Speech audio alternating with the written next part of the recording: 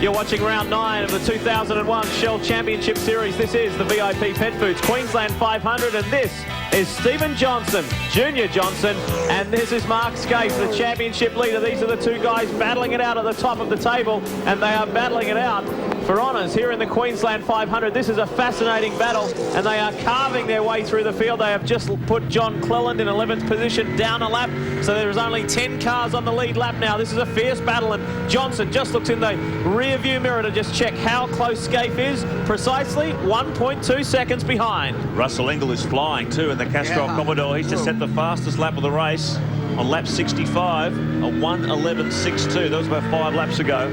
So Ingall's really pushing hard in the Castrol car. The level of competition amongst this top 10 is quite phenomenal. One little slip from any of these guys would be catastrophic. Look how hard.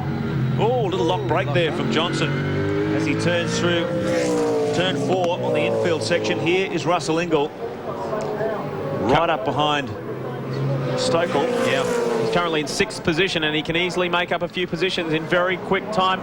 Here goes the battle for 5th, Matt Neal. Yeah. And here comes Ritter. Now Stokel on the inside. Ritter's car, yeah. Ritter's Stokel machine. And Ingall up behind him. So Matt Neal just gives him a bit of room. And this is an absorbing battle between the Shell Ford and the Castrol car. They're fighting over 5th place. Paul Stokel having taken over the car from Greg Ritter, who did a great opening stint. Look at this, up the inside goes Russell Ingall. He's going to get squeezed on the exit to turn 5, but a nice clean move. Stokel gives him room. And so Russell Ingall now up into the top 5. Now, someone who knows what it's like to be a part of that Shell Helix team and drive for the Queensland-based team is Cameron McLean, who unfortunately did not start in this race today. Now, Cameron, we've heard all kinds of rumours about legal disputes and various things. What's the story? Well, unfortunately, Diffie, most of them are true. There's been a court injunction put on the car for this meeting, and there's some legal matters we've got to sort out next week between Paragon Motorsport and Greenfield Mowers, but yeah, we'll sort that out and hopefully be fighting on for the rest of the year. So fingers crossed we'll see you at Bathurst. I will be there one way or the other. That's good. You're too good a driver not to be seen there. What do you make of this race so far, Cameron? You've been in this race the last couple of years. It's a tough event. It is a tough event, and I think you can see how the guys with the guys like the Shell Helix team and FTR out, but the Shell Helix team with the 2 drivers that are running in the series all the time have seemed to have a bit of an advantage over the guys that have got the one-off drivers, and that really in this championship now, how it's so competitive, that's making the difference, I think. Incredible. What's it like to drive around it, Cameron, with the bumps and that? But by comparison to how it was, say, 2 years ago, there were hardly any bumps here. The track is certainly changing down to the braking area in turn 3 and the braking area in turn 1. There is more and more bumps each year. It gets worse and worse, and quite a hard setup in this car is good for the turn 1 and turn 2, but the harder you make the car and the stiffer, the worse it becomes over the bumps. So it's really a catch-22. Incredible fight here. 1.3 seconds now, the gap between race leader Stephen Johnson and Mark Scaife. Their last lap times incredibly close. A 1:12.39 for Johnson, a 1:12.33 for Scaife. So we said they were swapping lap times within hundredths of a second of each other. That's what it is. And this is maximum pressure driving for both these guys. Mark Scaife, headlights on to warn the slower traffic he's coming through. Just up behind the Brock Owen machine as they come onto the pit straight once again. So you can imagine the tension in the pits. These two teams, the top Holden team and the top Ford team in the championship, fighting tooth and nail here. 360 points on offer, a massive haul. It's for great someone who can succeed. Great for Steve. He's really got the bit between his teeth this year, isn't he? What's going on now? Well, I'm not sure if this is a scheduled stop. John Cleland at the wheel, who's flown in for the race. He was running in 12th place, but now he's trickling down pit lane, so hopefully not a terminal problem for the Aussie Male Ford. Those guys have been having a great opening stint. Well, they've done pads and driver change and build and that, so I don't know. This is unscheduled, definitely unscheduled. Bonnet's up. I've just had a word to team boss Kim Jones. They believe it's a loose. In fact, that's what it is. They have just put, one of the spark plug cables or leads. Looks like it came off the car. They very quickly adjusted it. It seemed to run back on 8 cylinders immediately, and John Cleland was gone. Well, hopefully something so simple can be fixed by a flick of the wrist. We saw this car go up in flames on Darwin's Hidden Valley circuit when a 20-cent part, just the clip on a fuel rail broke and pumped fuel all over the car. It was a massive fire. So once again, just a simple component, slowing them down. But fortunately, not nearly as dramatic as the Darwin incident. If it was a plug lead off, the old mechanic's a bit brave, isn't he? With the power these city eyes put out. Wow. It would revolve your head, eyes in your head. Now this battle, it's come down under 1 second now. Mark Scaife pushing Junior Johnson hard. It's 0.8 of a second last time around. You don't need the stopwatch. You can see it's a visual gap now. And it's very, very close between Stephen Johnson and Mark Scaife. Problems here. I think it might be Rick Bates. Rick Bates at the wheel. So stuck right up to the axles in the kitty litter. Paul Wheel car comes into pit lane. Safety car. Really? These guys are currently sitting in 4th position. You can see Paul Wheel there snap the door open. Tim Lay will pop out of the K&J Radiators car. Well, that's handy for him because the old safety car's just come out, so he won't lose so much ground. 77 of 161. We're almost halfway through the VIP Petfoods Queensland 500 safety car entering the circuit for the second time in this 500-kilometre race. The last time we saw it on the circuit was for when Rod Nash went off the circuit. They cleaned up his car and Neil Crompton and Craig Lowndes' car when that went off at the end of the main straight. So the second time this will bunch them up, and this will highlight the intense battle between Stephen Johnson and Mark Scaife at the front of this Queensland 500 field. There they are, right up behind the pace car. And the field will all bunch together. It is quite an intriguing race. Mazeira, Longhurst, they still sit in the top 3 from Russell Ingall, who is on the way forward. And Ritter and Stokel in the second Shell Helix Ford. They are extremely well placed in the top 5. So too the second Castrol Caravana, Macro and Luke Youlden. Further back in those positions, look to the bottom. There's 16th, Leanne Ferrier, Paul Dumbrell. They're just 1 lap down, but battling away. More on your home of motorsport in a moment.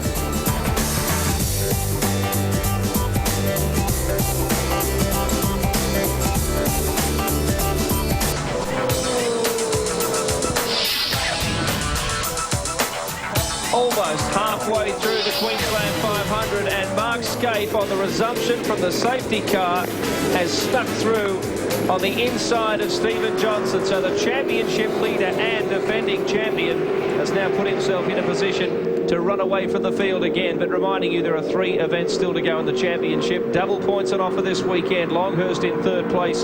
So HRT in very, very strong shape at the moment.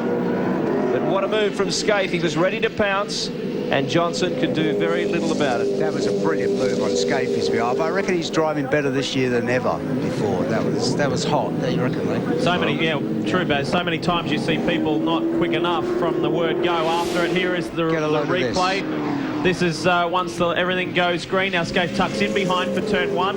It's quite a good run up to turn 2, but watch him. He's right on the back of the Shell Helix Ford. Stephen Johnson knew he was there, but watch Scaife turns it in tight and then gets on the gas again. Under brakes into turn 2, and a very, very sophisticated move. Yeah, and it's looking pretty strong for HRT. That Shell Ford is fighting a lone hand up there at the moment, because you've got Scaife in first, Johnson in the Ford in second, Longhurst in the second of the Holden Racing Team Commodores. Then it's Russell Ingall in the Castrol car, who has really been able to capitalise on that safety car. He was some 40 seconds down on the race leader. And now that's made up a lot of track position. There he goes there. So Russell Ingall flying in the Castrol car. Paul Stokel still in 5th in the Shell Ford. Simon Wills in the Cat car. Oh, contact between Tony Longhurst and Junior Johnson. What a dramatic moment, going back to full racing. It looked like Longhurst was trying to sneak up the inside of the 17 car, and there was contact between the 2 of them. Hopefully it hasn't been heavy enough to do any damage. Well, that may have been a fairly ambitious move. We'll hope to get a replay of that and take a look at that. There's Marcus Ambrose in the Pertec 40, some 2 laps down. Look at this bunch here. Greg Murphy caught in the middle of that. So too Paul Stokel. Here's your Shell Helix race score as they splash across the line. We know the top 3. Then it's Ingall on the surge from Simon Wills, who's in the Cat Ford in 5th. Greg Murphy from Paul Stokel in the top 7. Jeff Brabham behind the wheel. Or is it still Stephen Ellery? No, Stephen Ellery is still going on in the early part of this race. And then it's the combination of the young drivers, Adam Macro and Luke Youlden. Well, Jeff Brabham did the opening stint for the Super Chief Autos team. Now Ellery on board. It's absorbing contest. Certainly the most thrilling Queensland 500 we've seen of the three held so far. Under brakes, Greg Murphy in the Kmart car. The sole surviving Kmart machine after the failure of the other car on the start line. So the order now, Scaife, 1.2 seconds up the road from Stephen Johnson, who just had a tangle with the second of the Holden Racing Team cars. Have a look at this on the Shell Helix replay. Boof! Oh, he did a good job to gather that up, Stephen Sure Johnson. did. Big hard hit for the really did. right front wheel of Longhurst's car. Not quite sure of the contact point with the Shell car. There'll be nervous moments for the Holden Racing Team, particularly when you saw what happened to Mark Larkham's car as a result of a similar contact with Larry Perkins early in the race. Paul Wheel in the K&J thermal car just sneaks up the inside of Dean Canto, and the number 6 FTR car moves up into position 10, but is a lap down on the front runners. For all the fans in New Zealand, we know there's plenty of them. The V8 Supercar watching on TV1. We can tell you that Angus Fogg in the Team Kiwi car, he and Jason Richards are into the top 15. Good effort so far for the Kiwis. 14th position at the moment for Fogg. It shows a good, strong, consistent run here, and you can end up in the top 10. And not only our viewers, Mark, in Kiwi land in New Zealand, it's also going right around the world, and we also welcome our viewers via the Speed Vision Network in the United States. Hope you're enjoying the action from the Queensland 500 here at Willowbank in Queensland, and the weather has remained favourable for the race. It was looking pretty questionable this morning. And of course, later tonight on your home of motorsport, it's been a long summer break in the Northern Hemisphere, but the 500s return at Brno for the Czech Republic GP. Join Bill and Barry and Greg Rust for that. We look forward to the next round of the Shell Championship Series, round 10 from Winton in Victoria. This is tight, look at this. That is the Holden Young Lions car getting pushed wide by Simon Wilson. Good forceful driving there as he goes through and tries to stay on the back of Greg Murphy. 1:12.67 for Mark Scaife, a 1:12.54 for Johnson. There's still not even a second in it, 0.95 of a second. An absorbing battle for the battle and the lead of the Queensland 500 between the Shell team and the Holden Racing team. And Simon Wills has had to adapt very quickly because although he's the Konica champion, he became Konica champion in a Commodore, so he's had to switch very quickly back to learn how to drive a Ford. Just got word from Tony Longhurst that there's no immediate problem with it after that contact there. Whether something develops, we'll have to wait and see. But in terms of trying to tell you, the viewers at home, where some of the drivers are where they are, well, I got a bit of a breakdown of the last round of pit stops. Those have done driver fuel tyres and pads, brake pads that is. The quickest was Greg Ritter at Paul Stokel on 28.2, 1/10 of a second behind Mark Scaife and the Radicic. Also a very quick stop to do all three things. Those who didn't fare so well, John Bauer, slow stop at 40 seconds and Paul Morris at 46.3. It's amazing how the complexion of this race has changed in the 2 years since its inception. In 1999, when Larry Perkins and Russell Ingall won it, it was a three-stop strategy. They stopped on lap 50, lap 79 and lap 110. Last season, Mark Scaife and Craig Lowndes stopped on lap 61 and 105 respectively, so they got through on a two-stop strategy. I've been down and had a word to the Paul Wheel team. They were the first to stop here today. They've stopped twice so far, and guess what? They've got to stop a third time before the end of the race. Yeah, they came in early under that, I think it was the first safety car period. So that's put them out of sequence. Mark Scaife continues to lead 0.8 of a second. So Junior Johnson and Mark Scaife swapping fastest laps. Longhurst still in third, doing a great job at his first drive for the Holden Racing team. Russell Ingall well in contention in fourth. Greg Murphy in fifth. Simon Wills, Stokel in the second of the Shell Fords, well placed in seventh. Stephen Ellery, Adam Macro in the second of the Castrol Commodore. So those two Perkins-prepared cars within the top 10. And Paul Wheel, of course, in the K&J machine is in 10th place. Longhurst is going good. Longhurst has been quickest for the last 3 laps. You can see there, it's Rick Bates there. There's Team Kiwi. They've run off. Angus Fogg has had a bit of an excursion on the outside. It looks like of turn 5. Just in front of John Cleland, who's working his way back after that team was so highly placed earlier. They dropped quite a bit of time. Cleland is now back in 18th position. And there is a bunch having a huge battle there. You can see the Valvoline car, the sole remaining Gary Rogers car, as we take a quick look at Stephen Ellery for just 2 positions further up.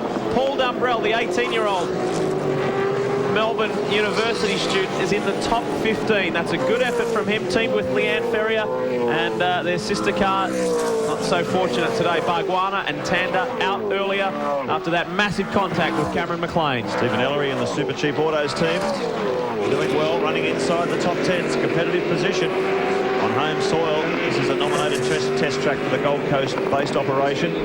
Jeff Brabham, the enormously experienced Australian international, coming on board as co-driver for this meeting and for, of course, the 1,000k race at Mount Panorama Bathurst. Well, it's been a rather hectic day for some, and they're still enjoying it, while for others it's over. And sadly for our mate, our colleague Neil Crompton, it was an early day, mate. It was a very early day, Lee. Welcome back. I've come up here because it's safer. No one will turn you around up here. Please, nobody throw a full drink can at me. Did he do a tyre or what? I think so. Well, yeah, it's definitely exploded a tyre. Why it's exploded the tyre, I'm not sure. To begin with, I wasn't sure whether something had actually broken or the tyre, but they've had a look and the tyre's just shredded to pieces. And obviously it stemmed from the incident earlier on. But they caught your attention, didn't they? Oh, did it ever. I mean, when the thing first jumped out from underneath me, it was the last thing I was expecting. And I remember looking over my right shoulder and the concrete was coming up quick, but I think I haven't seen it, obviously, but the gravel must have grabbed it pretty well, because my earliest recollection of it was this is going to hurt. What we couldn't understand from looking at the vision was when you came in for the stop to put the new tyres on, they didn't pull the damaged guard away from the wheel.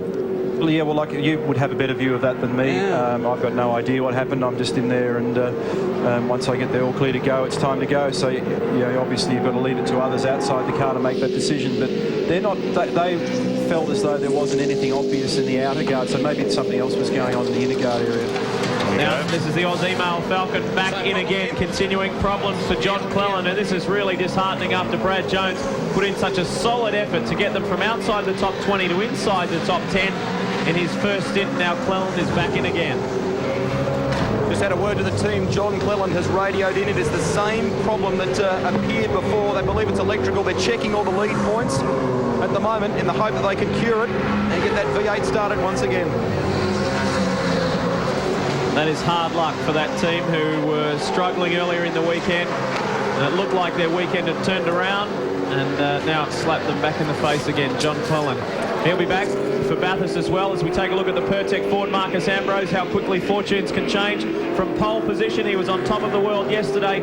He is now 2 laps in arrears and back in something like 21st position. Doing his best to try and regain those laps, but that is going to be a tough ask with less than 50% of this race remaining. Sure is. It's been a tough weekend for a number of the crews. Neil, the Gibson Motorsport Falcon never really seemed to be right in the zone all weekend. No, that's a spot-on observation, really, Mark. We just couldn't really get it in the sweet spot. Don't really know why, obviously, otherwise we would have. But we lost a lot of time in the first session Friday, and you know, in this game you can't afford to give your opposition any head start, and we did give them a head start, so that's frustrating. But no, we haven't really got the car working right here. It's the first time the team's been here with the Falcons, so we kind of expected, because I know from previous experience this can be a tricky track to set up for, and even the locals, the guys that are based here, found that can be very peculiar as the temperature changes and the conditions on the circuit change, whether it's rubber or dust from the nearby mine or whatever, I don't know. But no, we didn't get the car 10 out of 10 at all. And I think that's probably the root of our difficulties. I mean, once you start to struggle, you know, you can't brake late enough because you can't turn quick enough, you can't get on the gas hard enough out of the corner to maintain a strong position, and then that makes you vulnerable, and then it's boxing gloves out. Car 11, Russell Ingall powering on, still sitting in 4th position behind Longhurst, Johnson and Scaife. Just to update you too, that gap up front between Mark Scaife and the Holden Commodore is just less than a second. So Johnson is still staying with Scaife up front as we ride now with Russell Ingall. Riding up in the same as the leaders. That Scaife just coming onto the pit straight now. So plenty of motivating words. How important is that for you as a driver, Neil, just to get that reassurance and that constant, just, you know, positive feedback? Keep going, everything's good, hang in there, mate, they're not too far ahead. Oh, I think it's very important, and it gives the driver an idea of what's going on. You can use it to pace yourself. You've got to try and dance a fine balance here between using the tyres and keeping an eye on the opposition. See, we're only 90 laps in, still an awful long way to go, so the last thing you want to do at the moment is overstep the mark. You just want to keep the lead in sight.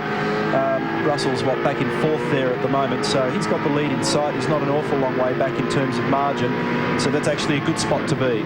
Tell you what's interesting though too, looking at the speed of this Pertec Falcon with Marcus Ambrose on board, plenty of speed. You know, just must be wondering what could have been if they hadn't had that disastrous pit stop. When you think about it, the Queensland 500 hasn't been a particularly kind race to the Stone brothers, and it's particularly the Pertec 4. Now take a close look at this on the race score. We're dwindling it down to now just the top 9 cars are on the lead lap. It is still the Scaife machine that leads the way. Ritter and Stokel, they've been one of the standouts today, sitting in 7th position, just ahead of the super cheap car of Ellery and Brabham. And it looks like Marcus Ambrose is slowing in the background, just behind the race score graphic there. We'll keep an eye on that. On the other side of this break, you're watching Network 10, your home of motorsport. This is the Queensland 500. This update brought to you by Strathfield.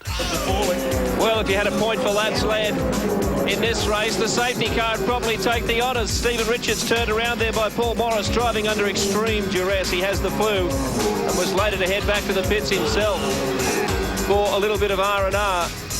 Tough call, that one. And now, the Valvoline Cummins team. Garth Tander, big spin into the pits with damage as well. Now, the timing of pit stops was critical. The first round saw some extreme variations. Tough for Ambrose, a very long stop. That penalised him. Skyfleet, well, this wasn't a pit stop problem. It was simply a problem getting back in there after he went into the kitty litter. Radisich in with a pit stop, and it was a good one too. Very smooth change. Steve Johnson jumped into the car, and there is Paul Morris, penalised by the flu. Lots of liquid there, as you can see, being poured into him, and he may well get back in the seat again. Matt Neal behind the wheel right now. Bernard, stop-go penalty and some damage to the car. It's been a rough run for him after a pretty solid start from co-driver Matthew White. Now Philip Skyfleet officially out of the race after this problem. And then we saw John Clellan, not long after he jumped behind the wheel after a good solid start from Brad Jones. We saw a quick fix from the Aussie male team, and Cameron McConville and Rick Bates stuck on the side of the road. Back to it, the number 1 HRT Commodore still leads the way. Mark Scaife, around about 0.8 of a second over Stephen Johnson, and a similar margin back to Tony Longhurst and Russell Ingall, around about 6 seconds, between 6 and 7 seconds behind the lead car. So Ingall trying to claw his way back. It's been a great drive by this guy, Stephen Johnson, currently 3rd in the Shell Championship Series, points 2nd in this race. There is your race leader. Neil, can you believe how tough this battle for the lead is between these 3 cars? Watching these lap times, 1:12.48, 1:12.35, 12.2. The gap has just stayed at 0.8, 0.9 lap after lap after lap. Absolutely on the limit motoring. Well, it's fantastic competitive motor racing between 2 top teams and very evenly matched drivers, and that's always terrific. I mean, when you're nearly 100 laps into an endurance race like this and you've got such a small margin between the first 3 or 4 guys, that's always good. Commodore's looking very strong.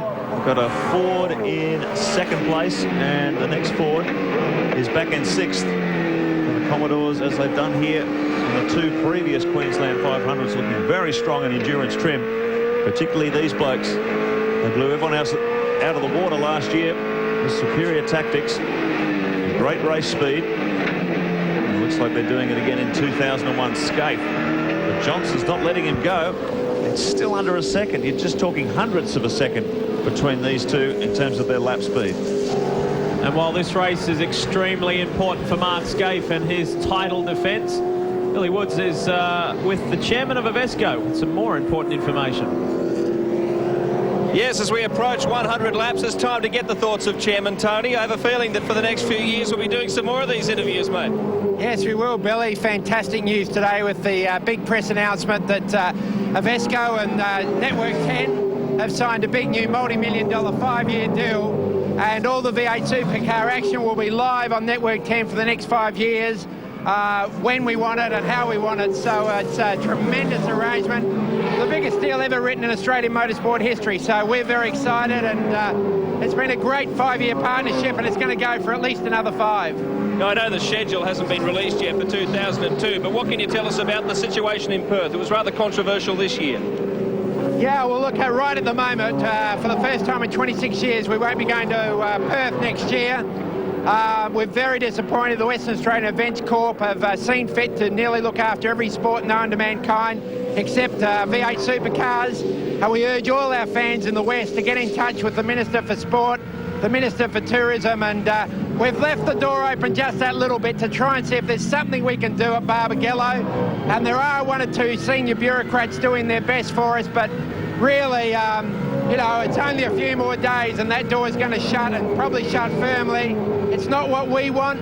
We want to be back there. We know how many fans we've got in WA, but really we've got to do something about the facilities and everything that goes with it. And if they can find millions and millions of dollars for rally, surely they can find something to get this fantastic show in WA. Well, good luck to Perth fans. Queensland fans are getting a pretty good deal today. Thanks, Tony Cochran. Cheers, all the best. Thanks, Bill. They certainly are getting a good deal up here in the Sunshine State, because this is a fascinating battle up front. You've got three cars, three top-line cars going hard at it. Look at Tony Longhurst starting to apply the blowtorch now to Stephen Johnson. Margin's actually getting a bit tighter now, and Ingle on the last lap. Lee was the fastest man with a 12.1. All of them will be trying to drive their cars as straight as they can, not cranking the thing sideways, not locking a brake, and just trying to eke as much out as they can. Number 8 car comes in, the second of the Castrol Commodores, driven by Luke Yilden and Adam Macro. And I'm not sure if this is a scheduled stop. Doors open. There's some chat going on. We're on lap 97. Yeah, communication problem down here. Adam Macro signalling that he can't hear anything. Obviously, that would be the team radio, so he's called them over to talk about it. Don't know whether it's the team actually weren't aware that he was going to come in, so it was battle stations as the young driver and former Formula 4 champion came on in. Yeah, this field absolutely littered with former Formula 4 champions, 13 to be precise.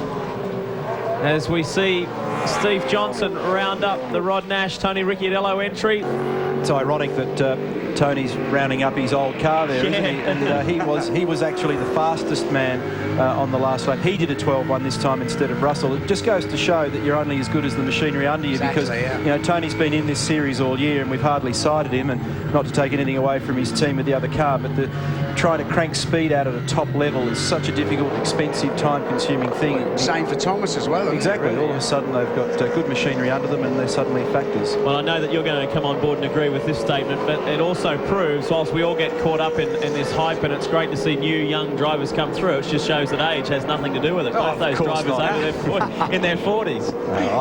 Look, it's just down to the individual, whether or not they're hungry and they want it, as Brad Jones comes back in and looks like behind the wall. Yeah. That's sad. That is really... I thought finally they were going to get a bit of luck, or more importantly, a good result. Oh, look at that. We're in a stunning 32nd there. The bottom line is that if you're hungry and you want it bad, it doesn't matter whether you're 15 or 55. I mean, we saw Brock, for example, go out in his last Bathurst, and he was caning everybody, some of them half his age. I mean, it just depends on whether you want it badly enough. The Ellery Brabham Super Cheap Autos car is well placed in 7th position and still currently on the lead lap, and there is a long way to go, 61 laps to be precise, as we reach the 100 lap mark. You can see just behind the second Shell Helix Ford is the Deco Rush Karcher Ford of Mark Larkham and Wayne Gardner, and good to see that they're still circulating, although they have lost a truckload of laps earlier in the race. They're only on lap 71, or rather they're on lap 87, so there's something like 12 laps down. Lee, I don't know my compass points at this circuit, but I do know outside the window here at the moment it's as black as the ace of spades. I wouldn't be surprised in the not too distant future if we got a downpour. It looks really ordinary out there on the horizon. Well, the forecast was absolute 100% rain storm midday, so I don't know what happened there. Yeah, look at that. That's about what it looks like in London each day. Yeah, you tell you that. It's not as bright as this. We are talking about summer, aren't we? Yeah. Well, look at this. The Holden Racing Team Commodores effectively bookending the Shell Ford. Great contest, isn't it? Isn't it fantastic? Fantastic. The two different brands are so evenly matched, and you know, you've got a real sprint race style battle, 2/3 of the way into an endurance race. It's the lap time consistency. Just watching that gap. Tony Longhurst. Look up the inside as they come down to brake for turn 3. He's looking menacing now. You know, there's a real bump, which I'm sure you probably all mentioned on the way into turn 3 there, a huge bump. The track's subsided in its second year there, and getting the car to ride over it correctly and so that you can keep a strong pedal pressure going in there is quite difficult, and those HRT cars are riding beautifully in there. You can see how much ground Tony was able to take off Junior on that occasion as they went down into 3, just had extra carry speed on the way in. While these three guys are enjoying their positions in the top 3, Tony Longhurst again has a look up the inside they can all thank their co-drivers, Jason Bright, particularly with Mark Scaife, who came from 15th right through to second. That was a stunning drive earlier on. Steve Johnson can thank Paul Radisich, and Longhurst can thank Mazira. Those three drivers did a fantastic job in their first stints. Some bitterly disappointed faces down in the Aussie Mail pit. The reason for that, they have now developed an oil pressure problem. So before they thought it was electrical, they really can't put their finger on just what's caused it. But John Cleland has withdrawn the car. What I want to show you is a little piece of apparatus that the teams will be using between now and lap 120. This is the fuel refilling system. They've got one more stop to do, most of the teams. This is what they call the dead man's lever. They'll pull that. That will engage this gravity-fed system, and the fuel will flow down through this line and up through the filling system, which is placed into the back of the car. It's connected into the fuel tank. There's also a vent filling bottle as well. The fuel flows through here at around about 3.6 litres per second. So given if they pit close to the 120 mark, there's around about 40 laps to go, they can figure out, well, by running this stopwatch, 3.6 litres per second, they'll know exactly how much fuel they'll need by the stopwatch to get them to the end of the line. I've seen guys rig up a similar configuration to down beer. Yeah, Bathurst. Well, You haven't got any more charming in the UK in the last 12 months. It hasn't, has it, really? It hasn't improved, you know. You haven't even learned to speak proper like I did. The top three are still hard at it, and there is less than a second separating the three of them. Mark Scaife continues to lead this race and is enjoying a clear track ahead. Keep your eyes on the Castrol Commodore, because Russell Ingall is on the surge, and Murphy and Kelly well placed in the top five. The Bow Wills, Cat Ford is also going strong, but only two Fords in that top six. Ellery and Brabham cars well, and the second Shell Helix Ford still in the top eight. Wheel and Lay, Jim Richards and Canto round out the top 10. This is an absorbing contest, the Queensland 500. Back in a moment. And so it continues, about 0.8 of a second between Scaife and Johnson at the head of the Queensland 500. Great drive from Tony Longhurst, one of the two veteran drivers. Mazira, of course, with a great start to the event for that pairing, and the Holden Racing team in good shape. But Russell Ingall is on the attack, slowly but surely working his way through from fourth position. Then Murphy, Wills, Ellery, Ritter. That team, in fact, has just gone into the pits, and likewise, this is the Bernard entry with Matthew White, but more panel damage there. There's been plenty already. They already taped it up, and the right front is in bad shape. Going to be pressure here, Billy, for Holden Racing team. Keep in mind this car has not made its compulsory pad change yet, the number 2 Holden Racing team Commodore, so they'll be in there a bit longer than the second stop for Scaife and Bright. Tony Longhurst will be wanting to get in and out very, very quickly.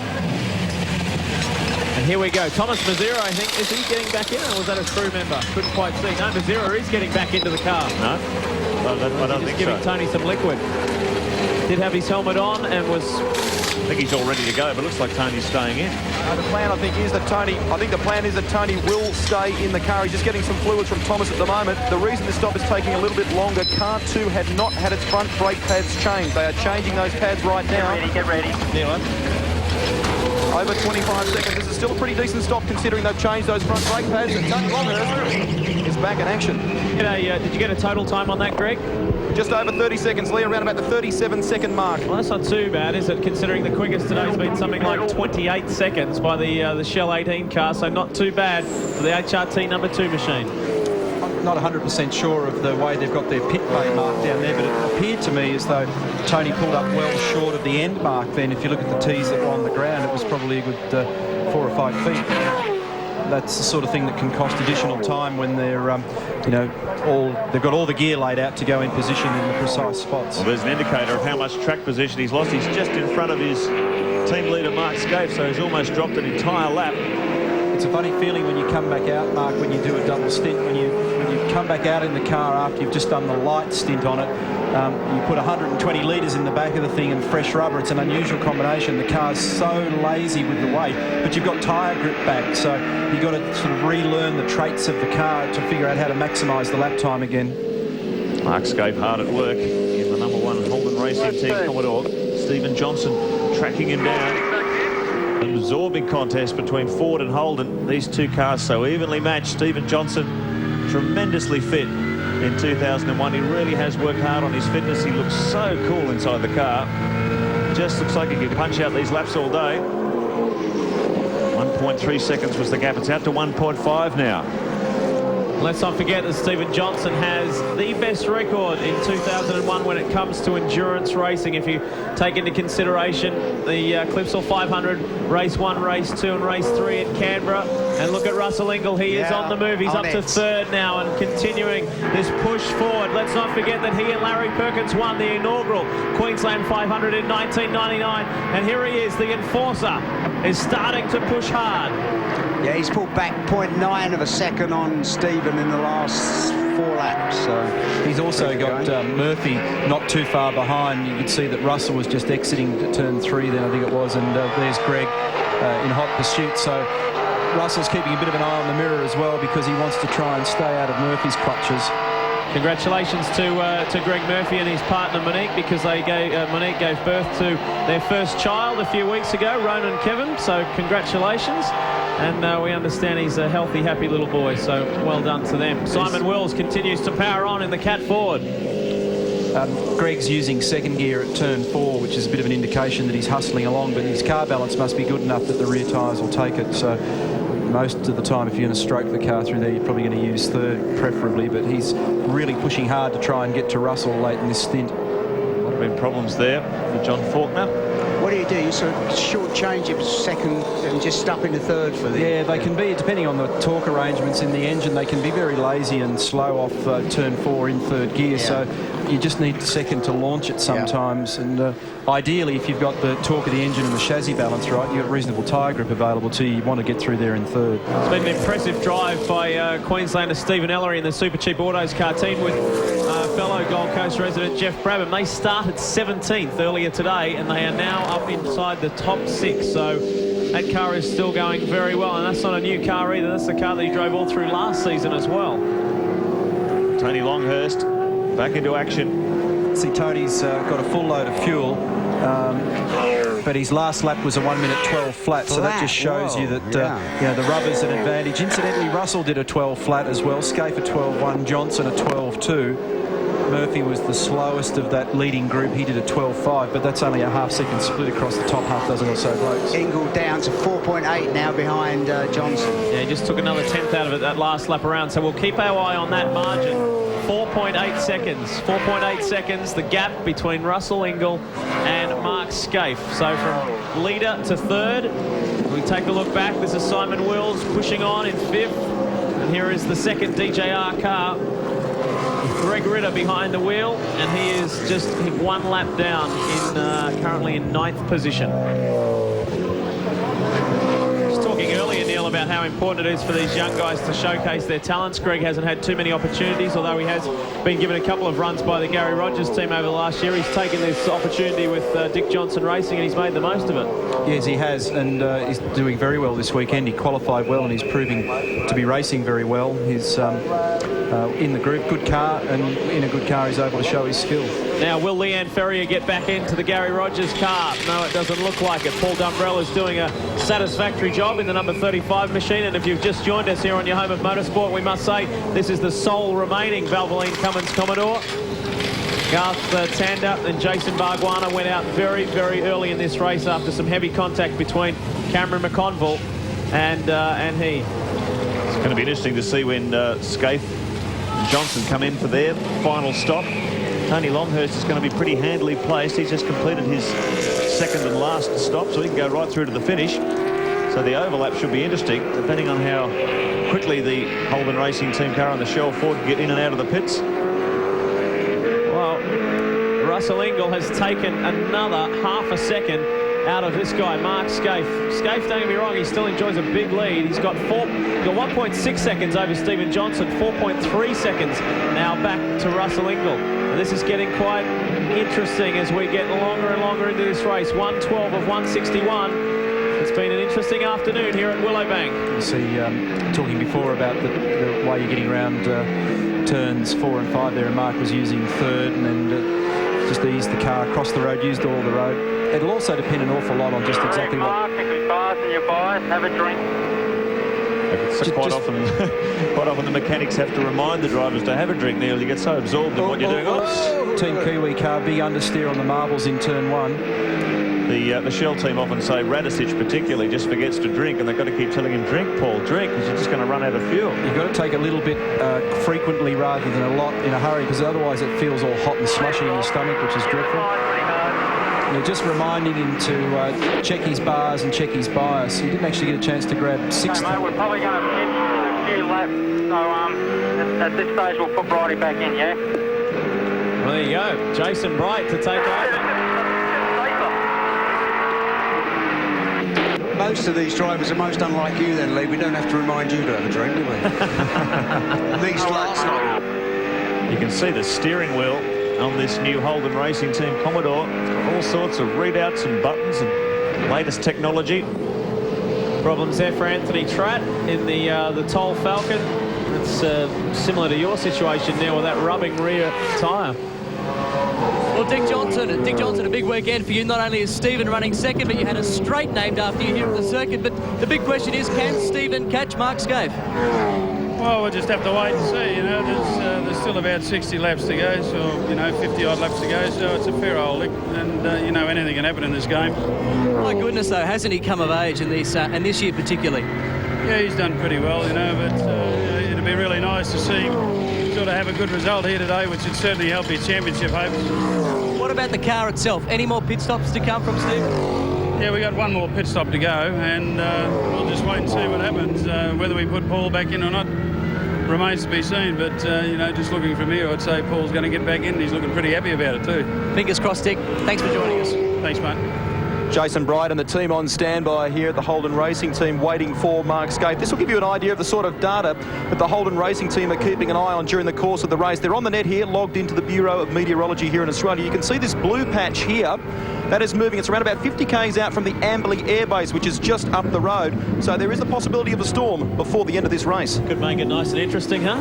Whoa. As if it's not interesting enough. Here comes car 1. So Mark Scaife, the race leader, comes into pit lane. You heard Jeff Gregg, team manager, say, or it could have been Robbie Starr actually on the radio, say to Mark Scaife, now we're probably going to put Bridie in, hey? And it looks like Mark is loosening the belts. Yeah. Didn't hear the response from Mark Scaife due to radio interference, but it looks like he's getting ready to jump out. And Jason Bright take it through to the flag. Yeah, it's pretty humid out there, and Jason's going to be fresh. This is a different strategy to car 2. They are not going to have to do a change of front brake pads here. That's already been done for car 1. Mark Scaife is out. Jason Bright getting in.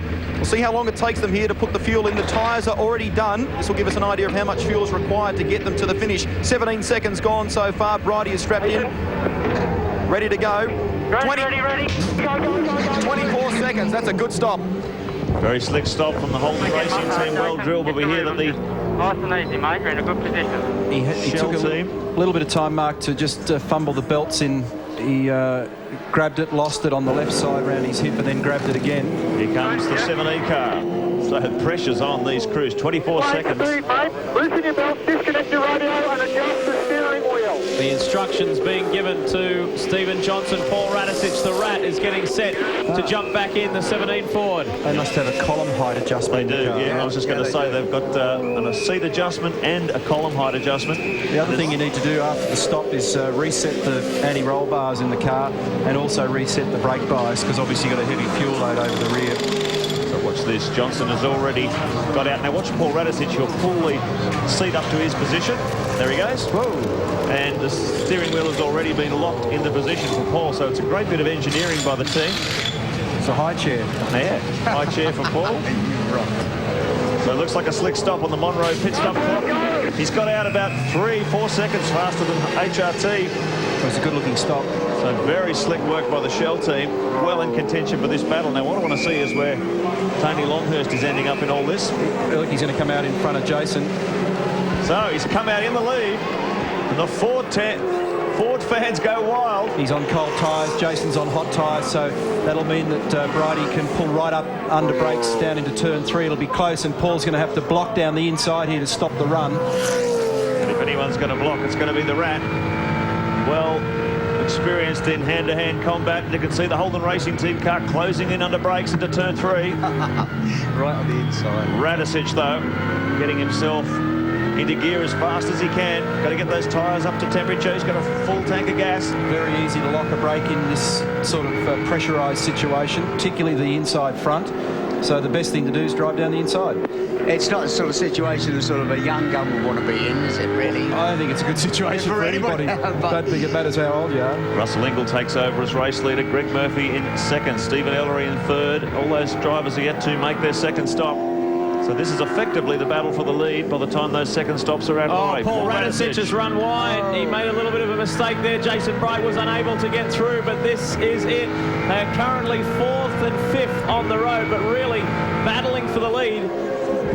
Paul Radicic, it was similar situation many laps ago earlier today here at Willowbank when he saw Jason Bright just reeling him in from 15th to second, and he locks up again, the Rat. He'll have to make it a little tidier than that. Jason Bright will be watching this and waiting to make his move. Corner exit speed will be down a little bit in the Shell Falcon now at turn 2, so that'll hurt, but he's actually okay now. Like, he'll have tyre temperatures starting to come up, pressures will start to come up, so he does have the luxury, if you like, of controlling where he wants to be and controlling Jason to some extent. Can you imagine what the final laps of the Queensland 500 are going to be like if these two stay locked together like this to the end? There's no reason why they shouldn't, unless mechanical failure or a problem lapping a slower car intervenes.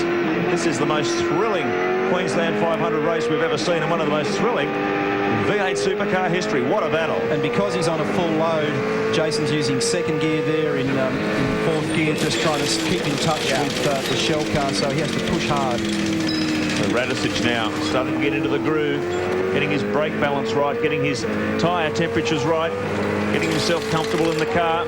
One of the most important drives he's ever going to put in. His teammate Stephen Johnson, 314 points behind championship leader Mark Scaife coming into this round. 360 points available for a win. The Shell Championship is hanging in the balance. And for the other teams, time is running out for that fuel. The fuel window is closing. Lap 118 of 161. The fuel window closes at lap 120. Just goes to show how important something as simple as just fitting your seatbelt can be. Yeah. I mean, for Jason, he had to have that extra grab. It's all it took was that extra grab. It added maybe 2-3 seconds, and it's enough to change positions. Neil, you talk about coming out of one of the turns just off the power in 3rd gear. What is off the power? How low down the rev range would it be? If you it's this corner here, turn 4. If you sort of stroke it through there in 3rd gear, it's well down in the power range. Well, number-wise, high 4s, low 5s. Yeah, right. Something we should make mention of is Greg Murphy, who's right in behind Jason Bright there. He's come out after his final stop. Brilliant work by the Kmart team. Look at this. He's right in the battle for outright contention. Up the inside. He's done it too. Done it. Side by side out of turn 6. Can you believe this? The two TWR Australia Commodores, door handle to door handle. Oh, the touch between them two. Murphy doesn't want to give in. They want to argue. 220 kilometres an hour down the main straight, braking hard for turn 1. Done it. And Murphy sneaks up the inside. Great drive, Greg Murphy. The Kmart Commodore is there, the sole remaining Kmart Commodore.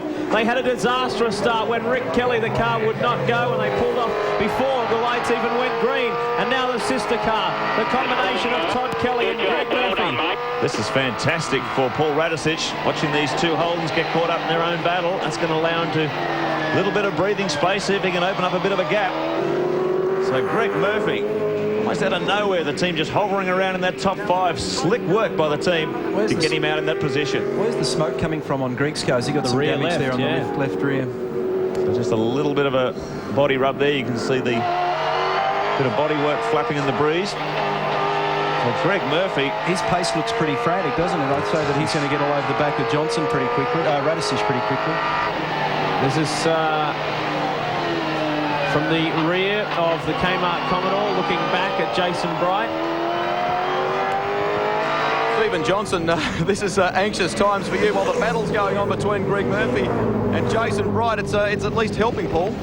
Yeah, well, I mean, that's the name of the game. You know, we really got to press on from here. I think we can. I mean, we've got a very good car, but so have they. And really, it's very line ball out there. I mean, I was pushing as hard as I could, and so was Scaife. I could see his car moving around a lot.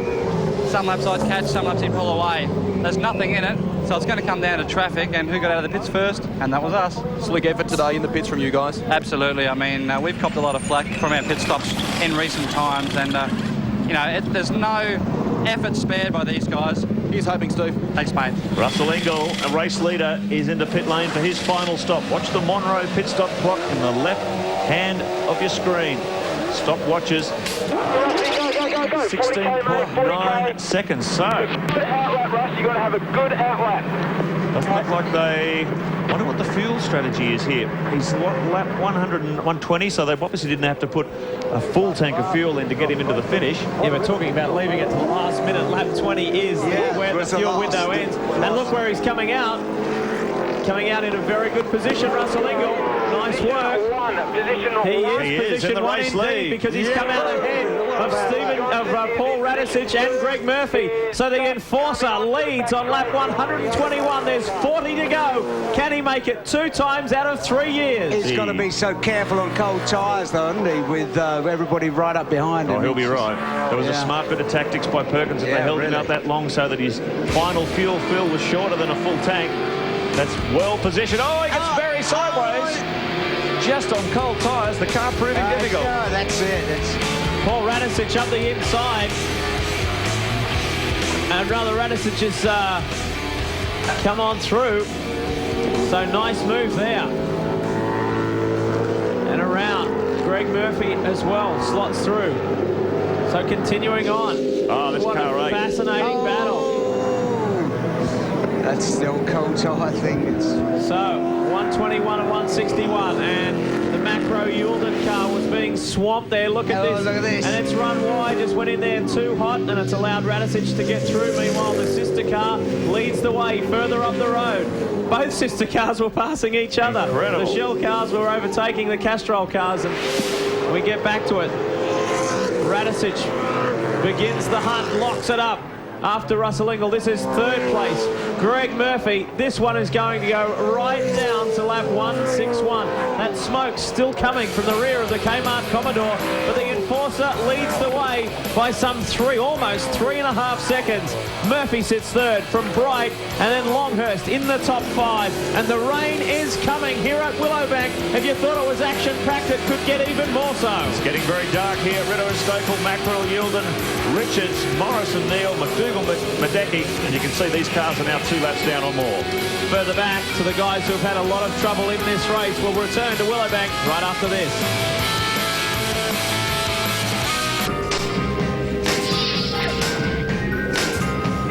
Well, have you ever met a driver like Russell Ingall before? Race leader, smart pit stop by Castrol Perkins, and Radisich is second though. The top 4 drivers within 7 seconds in the Queensland 500.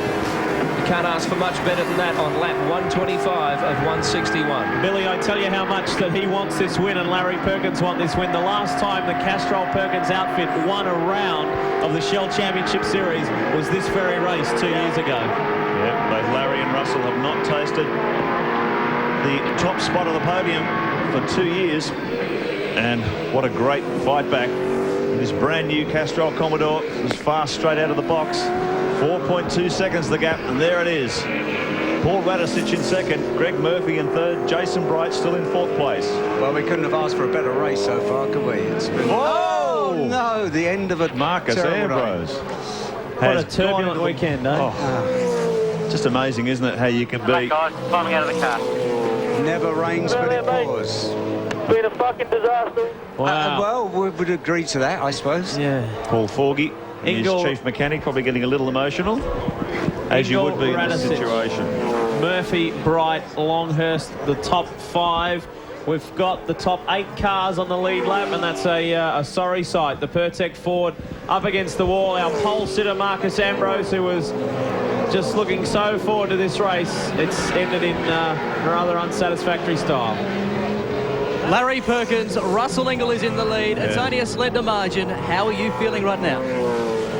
Well, when it's still running and you're in the lead, you're obviously feeling pretty good, but I'm very realistic enough to know that it ain't over yet, and never over till the first car's done 162 laps.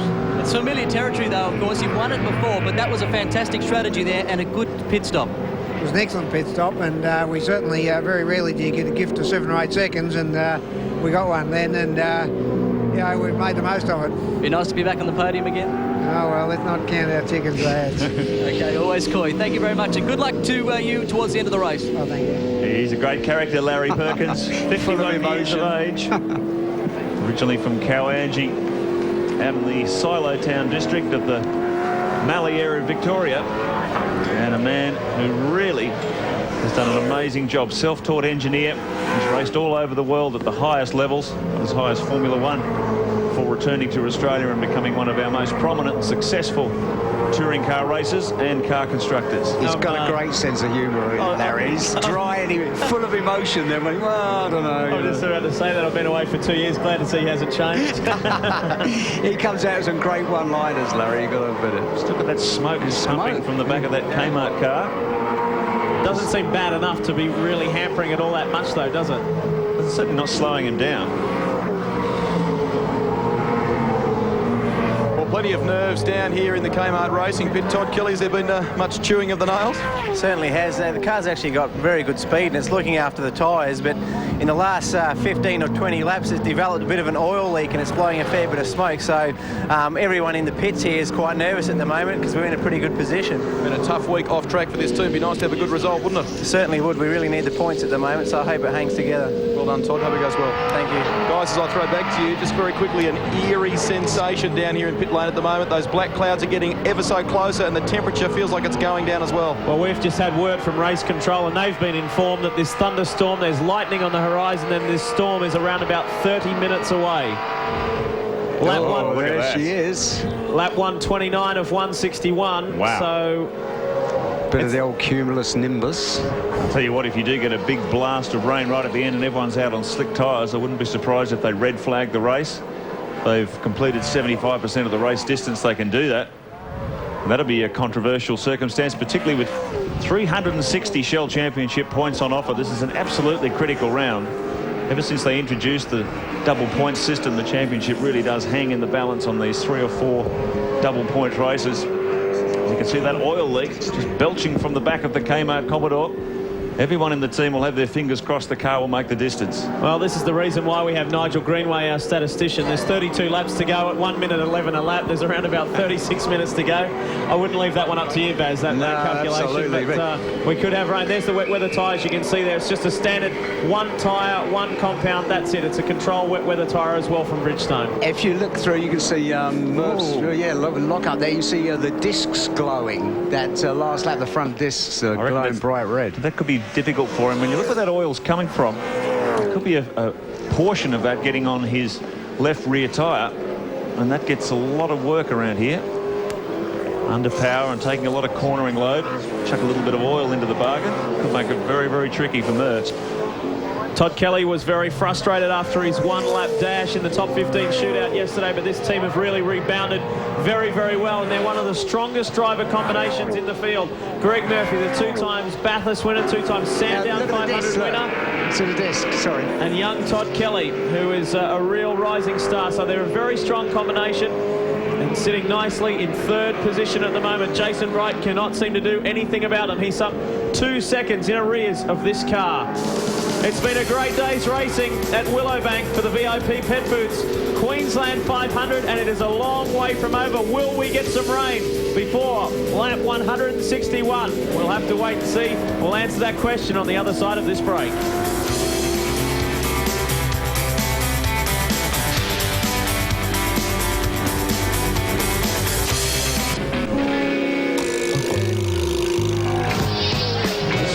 Seemingly only minutes away, and we've seen some massive flashes of lightning in among those dark clouds building on the horizon. Now Russell Ingall leads the Queensland 500 by 4.15 seconds. The top 4 teams, or cars I should say, are still within 7 seconds of each other. Good lap times from Ingall. In fact, on the last lap, just a shade ahead of Paul Radicic, who's chasing him. Radicic, incidentally, the only Ford in that top 4, and possibly the only Ford the first to get on the podium in the history of this race, which admittedly is only going to be 3 years old at the end of this event, but still, Ford have had trouble here in spite of the fact that they've been pretty quick in qualifying, etc. But in terms of race speed, they've never won a race here, Bill, even though this is the home test track for a lot of these Queensland Ford teams, so they really are hungry for success here. Credit to Castrol Perkins to see just how strong they are. We mentioned earlier that it's been 2 years for a round win for Larry or Russell, but it's been a win not so long ago for Russell. Race 1 Hidden Valley this year, and he's hoping to make it number 2. Just on that matter of rain, you can see the dark clouds over there behind me, but I can tell you someone who is praying for rain, and that's Bridgestone. They have 1,000 wet tyres they want to give away before they lose the tyre contract to Dunlop next year. But with me right now, I do have Ross Stone. Ross, what a reversal of fortune for you guys. Of course, you had the 2 front positions, and it really just has turned to the worst, hasn't it, today? Yeah, some days you have days like that, you know. You learn a lot. You learn a lot from it, but you'd sooner forget about it and get on with it. But the potential's there. We've just got to turn that around, and I'm sure we'll be right. What did you do? Did you run over a black cat? No. You always, we're big believers in you work hard, and the harder you work, the luckier you get. We've just got to get our head down and regroup. We'll be right. Obviously, Marcus and David are still punching in the numbers. The car has always been quick, but it just didn't quite come together. Yeah, and generally they're usually quite strong, you know, because you get to know how they finish a race. You know, whether some of the other shorter races, whether they would just scrape through or whether they would have done the whole weekend again without any maintenance. And generally we'd be pretty happy with the way things were going. Just some days, you know, it goes against you. And the problem with our business is you do it in public. Certainly do. The next one we go to, or soon we do go to Mount Panorama, the big one for the 1,000. Is that where it might change? Yeah, I know, and that's coming around pretty quick, so that's one we've got to have it right for sure. Well, we'll keep your chin up, and we look forward to that event. Yeah, we'll be good. Thanks. Well, thanks, Ross. When you take today's result into account, that old saying, some days are diamonds and some days are stones, it's pretty appropriate. More like a rock. 3.9 seconds the gap between race leader Russell Ingall and Paul Radisich in hot pursuit in the Shell Ford, and I cannot believe how fast these lap times are this late in the day. 135 laps of this 161 lap grind, and they're still punching out low 1 minute 12 second lap times. Quite incredible. And as the years go on and this Shell Championship Series grows in age and V8 supercars grow in age, still not much changes. There's only a handful of teams that you can bank on when it comes around to the endurance races, and this team is one of them. Quite incredible. You remember when they won Bathurst a couple of years ago? That's remember what Larry said? Well, some teams spend money on palm trees in the pits and that. He's a classic of it. Well, they had a real blip in the statistics last year when they had a component supplier from the United States. Oh, yeah. Let them down, and they had all sorts of engine trouble. Well, that was Cam. That was the Rockers, wasn't it? At Mount Panorama, yeah. So it was a real reversal of form there, but it looks like they've really got the engineering handle back, and the car is doing an absolutely superb job. Russell Ingall, so good to see the Enforcer back in a competitive position. Had a disastrous Shell Championship Series last year, and now he's right in the thick of things. He really wants to take the battle down to the wire. Here's Matt Neal. He's been soldiering on ever since taking over from the sick Paul Morris, and it looked like David Bernard just pulling off the side of the circuit, so perhaps to the two Stone Brothers cars could be out. And he's down to 12, and he's getting instructions. There's something wrong. Oh dear. Desperately wrong with the car. Oh, and there's flat. Yeah, so what a nightmare of a day for both Stone Brothers cars. And the flat tyre, not keep going. It is a flat tyre, not a loose tyre, so keep going if you can. Good instructions from the pits. Yeah, Let's not forget really. that there's points. Points are paid all the way down to 32nd position, and a team who will get points. And I can update you, we did earlier think that they were out of the race. They've fixed the problem and soldiered on, and that is the second Gary Rogers Valvoline Cummins car of Jason Bargwanna and Garth Tander there in 18th position, 10 laps off the lead. And David Bernard just limped this around the pit lane. You just see the damage there. The wheel is now starting to wobble. Hopefully that'll stay on. Oh, goodness. Yeah, it doesn't look that hot. Slow it down, David. Slow it down. Oh. Slow it down. Ross Stone on the headset. Slow it down, David. So hopefully he can bring this back into pit lane without any more damage to the Haviland car. It's been a disastrous weekend for the Stone Brothers team after such a brilliant start in qualifying. But as so many drivers said in the press conference yesterday afternoon, qualifying is 5% of the job. The 95% comes on Sunday. He's going to have fun and games getting around the next right-hander. And that tyre may have come back onto the track too, because it had a fair bit of momentum as he flicked it off. It was coming back onto the circuit. So Banana's okay now. He's made it into that pit lane entry. And he will cruise on down at a much slower rate. Lap 138 of 161. We're winding it down here at Willowbank. So grinding away that. Did you hear what I just heard? No, we're not going to get this car back out. Is that what they said? It sounded something back out. I didn't. Or maybe we'll put a new wheel and we'll get you back out. We'll see soon enough. The Stone Brothers don't give in that easily. Oh, look at. Oh, look at this. There's another one. That's the McDonough Leighton Cranbrook car.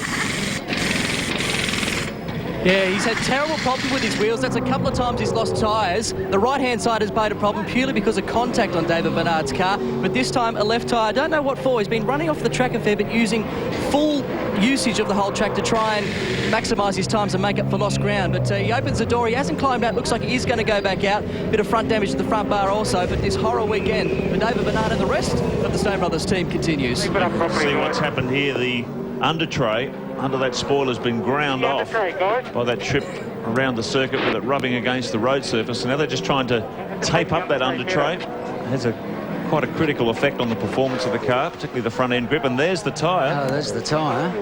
Sitting well and truly on the racetrack. So will we have a safety car to remove that? Only time will tell.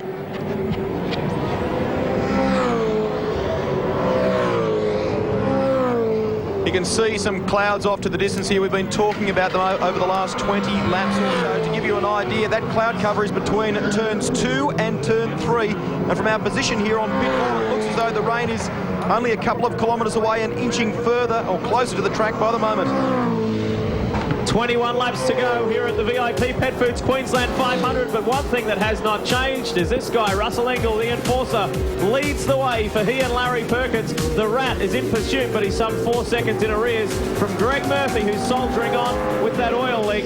Scaife Bright combination is sitting in the top 4. They can't seem to do anything about the Castrol Perkins car up front. More of the Queensland 500 real soon.